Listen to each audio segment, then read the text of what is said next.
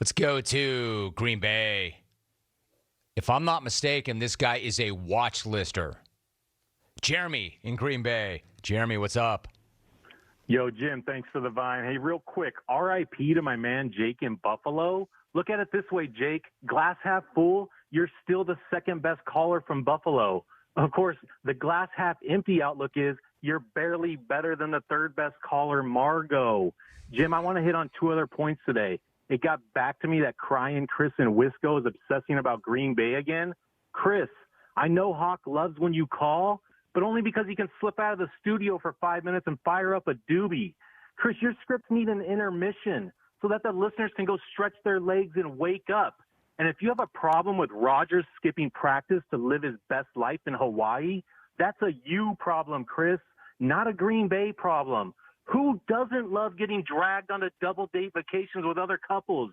My man Rodgers is out there thriving, having those awkward dinner conversations with his new Hollywood friends like, hey, Miles Teller, right?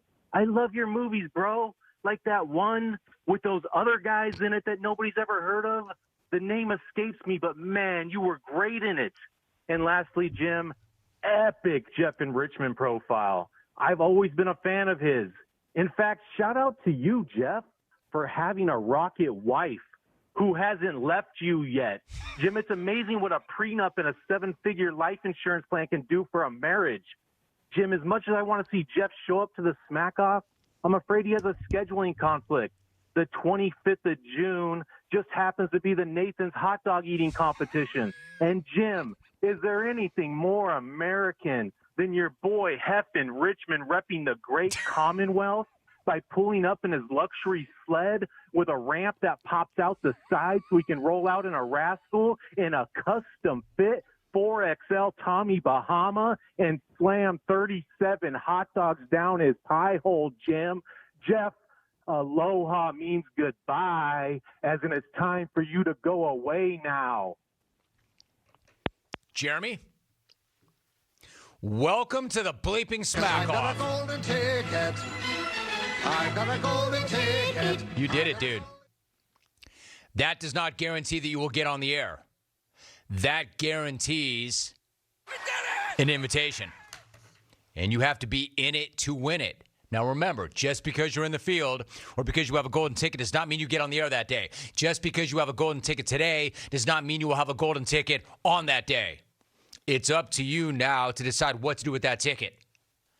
That's enough to get you off of the watch list because the guy makes me laugh and I like what he has to say. And most of all, I want to hear what he has to say. And then I ask myself, will he make that day better? I think that guy could. Look at Wisconsin. Benny in Wisco. Caleb in Green Bay. Chris in southeastern Wisconsin. And now Jeremy in Green Bay. On freaking Wisconsin. Oh, and Rome also in Wisconsin. Eagle River, yo. Okay, now listen, this is important. He has a golden ticket. That does not mean he will have it that day. Now, Jeremy, ask yourself, what are you going to do with that thing? If I were you, I'd push your chips to the center. I'd stay aggressive. Don't be reckless. Don't call without a reason. But give me a reason to want to take your phone call on that day. That gets you in the game. It doesn't guarantee, though, it gets you a seat at that table. But he's got a golden ticket. This is the sound, Alvin, of a guy getting a golden ticket. 'Cause I've got a golden ticket. I've got a golden ticket.